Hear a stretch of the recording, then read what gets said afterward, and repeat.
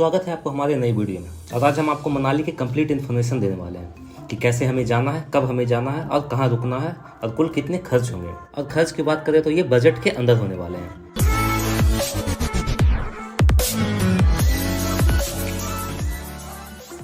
तो सबसे पहले बात करते हैं मनाली कैसे जाएं। तो वहाँ जाने के लिए बहुत से तरीके हैं। पहले आप फ्लाइट लेकर जा सकते हैं, जो कि आपको सबसे पहले दिल्ली आना होगा। दिल्ली से चंडीगढ़ के रास्ते से होते हुए आपको कुल्लू एयरपोर्ट पे जाना होगा, या फिर अगर आपके शहर से डायरेक्ट चंडीगढ़ की फ्लाइट है तो आप वहाँ भी जा सकते हैं, क्योंकि कुल्लू एयरपोर्ट जाने के लिए आपको सबसे पहले चंडीगढ़ तो आना ही होगा। फिर दूसरा तरीका बस है, जो कि दिल्ली या फिर चंडीगढ़ से आप ले सकते हैं।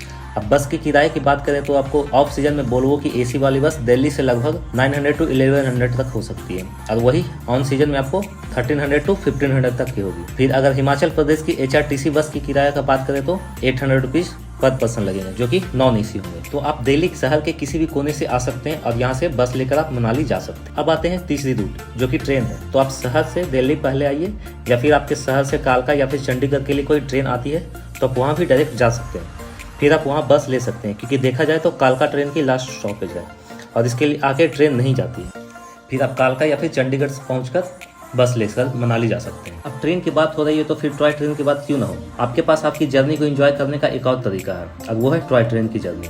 वैसे तो जो लोग शिमला जाते हैं ये उनके लिए बेस्ट है, लेकिन आप मनाली जाना चाहते हैं तो आपके पास थोड़ा टाइम और पेशेंस हो तो आप इस टॉय ट्रेन की जर्नी का मजा ले सकते हैं, जो कि कालका टू शिमला है। और इसकी कॉस्ट 75 रुपीज़ से लेकर लगभग 400 रुपीज़ तक है। और इसकी टाइमिंग आपको मैं अपने स्क्रीन पे शेयर कर देता हूँ। कालका टू शिमला लगभग 90 किलोमीटर है। वो आपको ट्रेन में लगभग 5.5 घंटे में पहुँचाएगी, और ये 5.5 घंटे आपको कैसे निकल जाएगी आपको पता भी नहीं चलेगी। फिर आप शिमला पहुँचकर वहाँ से HRTC की बस लेकर मनाली जा सकते हैं। वहाँ से बस का किराया लगभग 600 रुपये है, और वहाँ आपको सुबह से बस मिलना शुरू हो जाएगा। फिर आखिरी तरीका आता है कि आप अपनी पर्सनल कार से भी जा सकते हैं। तो आपको मैंने मनाली जाने के लिए सारे तरीके बता चुका हूँ, तो मैं सजेस्ट यही करूँगा कि आप ट्रेन से दिल्ली या फिर चंडीगढ़ तक जाइए, फिर वहाँ से आप बस से मनाली जाइए। लेकिन अगर आपके पास टाइम है और आप एडवेंचरस जर्नी करना चाहते हैं तो आप टॉय ट्रेन का रास्ता अपनाइए। इसमें उतना ही फेयर लगेंगे जितना आप दिल्ली से मनाली, लेकिन आपको यहाँ पैसे नहीं टाइम खर्च करने होंगे। अब हम मनाली तो पहुँच गए हैं, लेकिन अब वहाँ क्या क्या करना है, कैसे करना है, उस पर बात करते हैं। तो पहले बात करते हैं कि कितने दिन की टूर बनाएं। तो अगर आप समर में आते हैं तो कम से कम 3 days 2 night की ट्रिप रखें, और अगर विंटर में आते हैं तो 2 days और 1 night। वैसे आप 1 week में भी पूरी जगह नहीं घूम सकते हैं। तो मनाली अगर आप शाम में पहुंचते हैं तो आप दोनों ट्रिप्स में से एक नाइट्स ऐड कर दीजिए, क्योंकि उस दिन तो आपको होटल में शिफ्ट होने में ही चला जाएगा। तो मैं ये मान के चल रहा हूँ कि आप वहाँ पे मनाली शाम को पहुँचते हैं। तो चलिए इस ट्रिप की शुरुआत करते हैं। तो सबसे पहले आपको वहाँ होटल लेना होगा, जो कि 500 से स्टार्ट होती है, लेकिन ऑफ सीजन में और ऑन सीजन में वही होटल आपको 1000 से 1500 रुपये में मिलेंगे।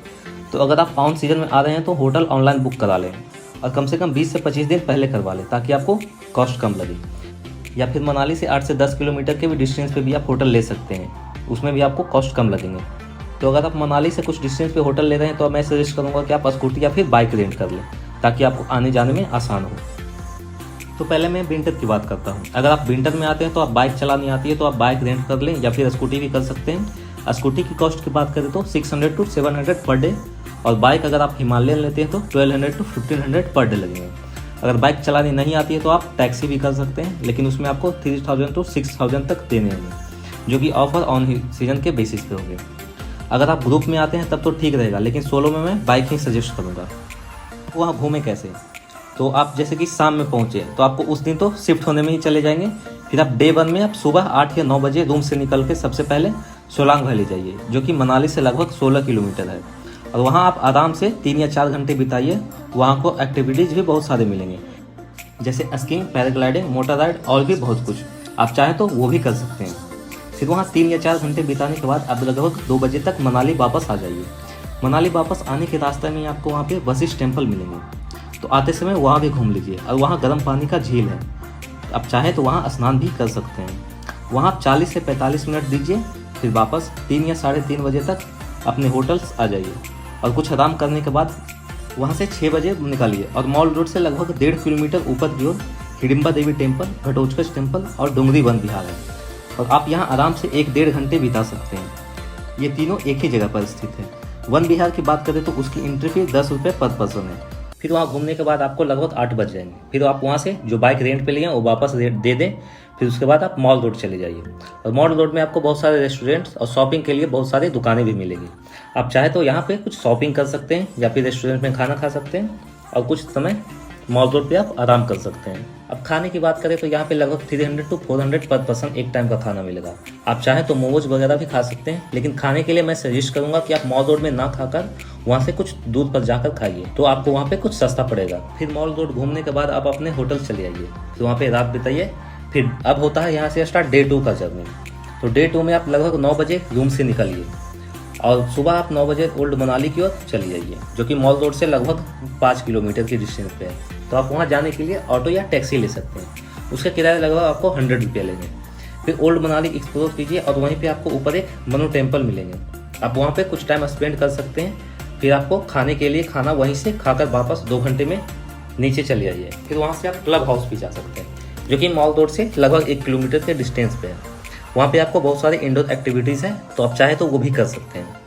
फिर वहाँ पे 1 या 2 घंटे देने के बाद वापस आप अपने होटल्स चले आइए, क्योंकि तब तक आपको होटल्स के चेकआउट करने का टाइम हो जाएगा।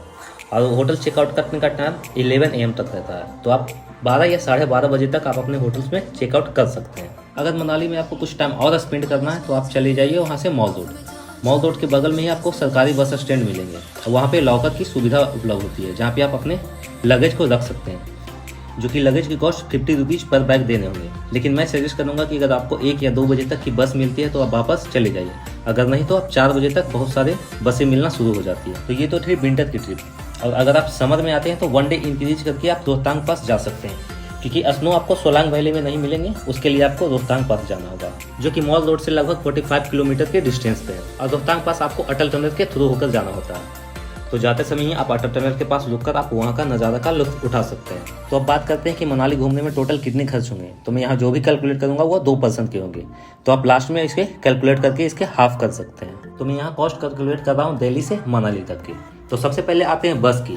तो बस की कॉस्ट होती है 2400 पर 2 पर्सन दिल्ली से मनाली तक की। फिर होटल की बात करें तो 2 नाइट्स 3 डेज की होती है 800 रुपीज़ पर डे, मतलब 2 डेज की टोटल 1600 रुपीज़। फिर फूड की बात करें तो 800 रुपीज़ पर डे, तो 3 डेज के होते हैं 2400 रुपीज़। फिर आपको बाइक रेंट की बात करें तो एक दिन के लिए होते हैं 1200 प्लस आप 200 की फ्यूल रख लें, तो लगभग मैं इसको 1500 रुपीज़ लेकर चल रहा हूँ। तो बाइक की होती है यहाँ पे आपको 1500 रुपीज़। फिर मनाली से दिल्ली तक की रिटर्न टिकट होती है 2400 रुपीज़। फिर आपको टोटल कैलकुलेट करना होगा, तो आपको टोटल ये होते हैं 8800 रुपीज़, और इसको डिवाइडेड बाय 2 कर लीजिए, क्योंकि ये सारे जो कैलकुलेट मैंने किया था वो 2 पर्सन का था। तो 8800 डिवाइडेड बाय 2 तो होते हैं 4400 रुपीज़ पर पर्सन। अगर मनाली में आकर कोई एक्टिविटीज़ करते हैं तो यहाँ का कॉस्ट कुछ ज़्यादा पड़ेगा, क्योंकि मैंने यहाँ पे कोई भी एक्टिविटीज़ का कॉस्ट नहीं ऐड किया है। तो आप अपने हिसाब से जो चाहें वो एक्टिविटीज़ करके आप कॉस्ट उसमें ऐड कर सकते हैं। अगर आप यहाँ समझ में आते हैं तो आपको एक्स्ट्रा एक दिन ऐड करना होगा, जिसमें से होटल पर नाइट की होगी 800 rupees plus food 800 rupees plus bike 1600 rupees, क्योंकि आपको बाइक यहाँ पे एक दिन एक्स्ट्रा लेना होगा, क्योंकि आपको मनाली से वापस जाना है रोहतांग पास,